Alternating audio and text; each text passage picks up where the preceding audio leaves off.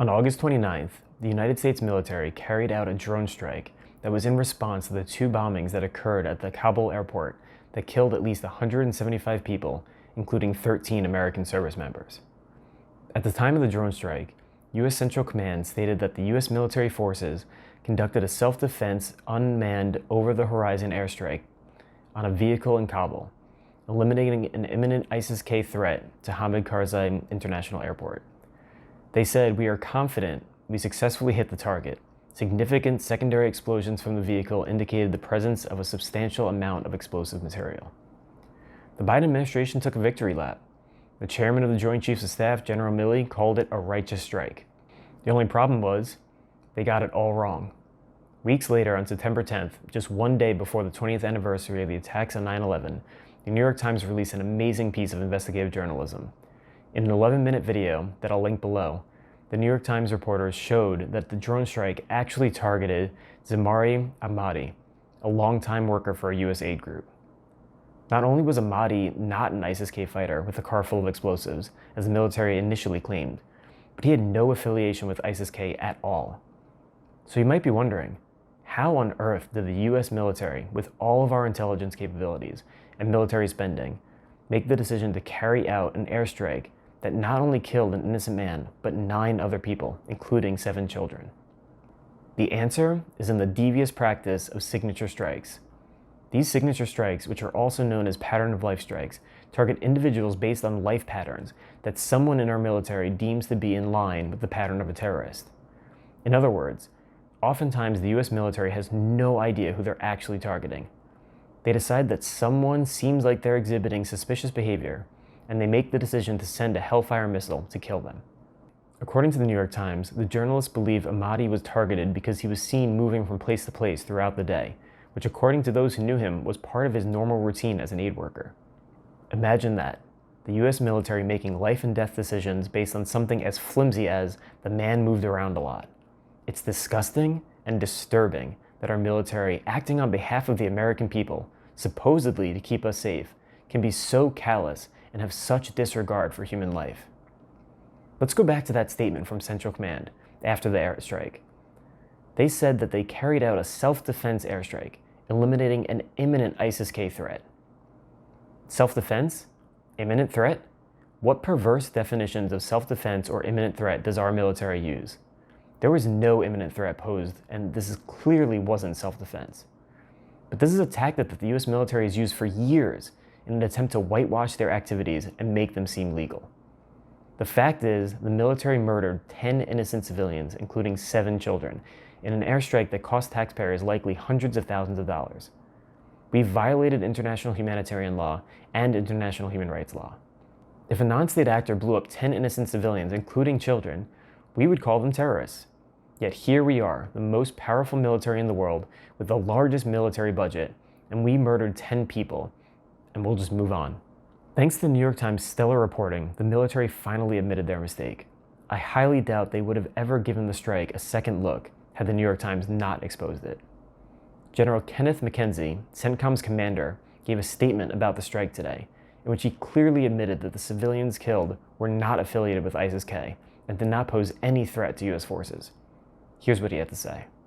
"I am now convinced that as many as 10 civilians, including up to 7 children, were tragically killed in that strike.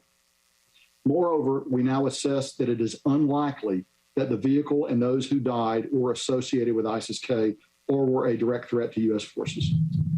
I offer my profound condolences to the family and friends of those who were killed.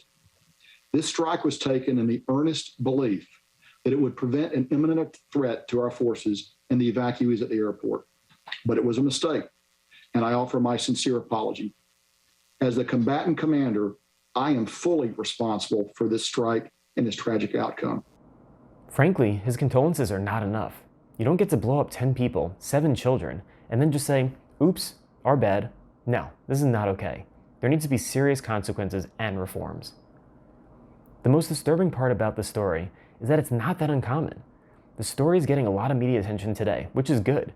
But the US military has carried out over 90,000 airstrikes across 7 conflict zones in the last 2 decades. These strikes are estimated to have killed between 22,000 to over 48,000 civilians, according to the nonprofit investigative organization Air Wars.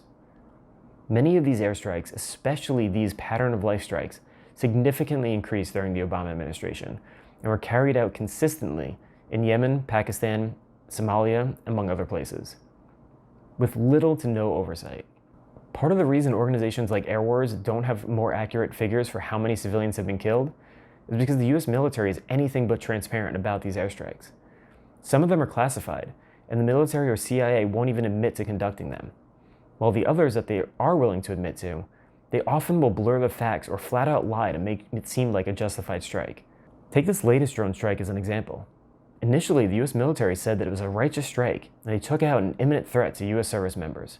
Well, we now know that was flat out false. Even worse, the US military has been shown to classify any military-aged males in the vicinity of an airstrike as an enemy combatant. So essentially, the US military doesn't know who they are killing, but to make the drone program look more successful and to lie about how many civilian casualties there really are, the military will lie about who they killed.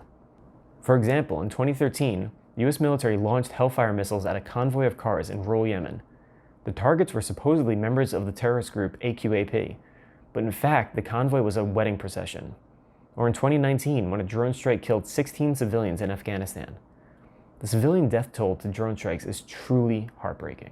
Perhaps even more egregious has been the US military's documented practice of what is known as double tap strikes, in which a targeted strike is hit repeatedly, one strike right after the other.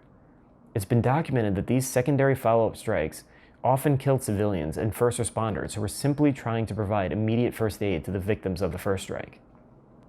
So where does that leave us? Well, after decades of these drone strikes and airstrikes that have been carried out by the CIA and our military, with little to no oversight or accountability, it seems like the latest example of civilian casualties is garnering some attention. We need to make sure that we don't lose this moment. Congress must step up and finally conduct some serious investigations to the drone program in its entirety, and not just look forward. We need to look backwards as well. We need accountability for this most recent strike for the deaths of the 10 civilians, accountability and some truth-telling about strikes in the past, and we need some serious reforms. But it can't just stop there. We need much more oversight of the US military kinetic activity in general. The military has operated with complete carte blanche for far too long. And we need to cut our defense budget. We spend more on our military than the next 11 countries combined. It's absurd, and the defense budget 100% needs to be cut. When you spend that much on the military, and only a fraction of that on diplomacy and development, it is no wonder we have a foreign policy that's dominated by our military. When all you have is a hammer, everything looks like a nail, and for far too long our foreign policy has been dominated by the hammer. We need a complete overhaul of our foreign policy. The military-first foreign policy has cost far too many lives and trillions of tax dollars over the last 20 years. Enough is enough. I've written and spoken about this before. We need to adopt a prevention-focused foreign policy, one that prioritizes human rights, human worth, and durable solutions to complex problems, not just dropping bombs and playing whack-a-mole with suspected terrorists.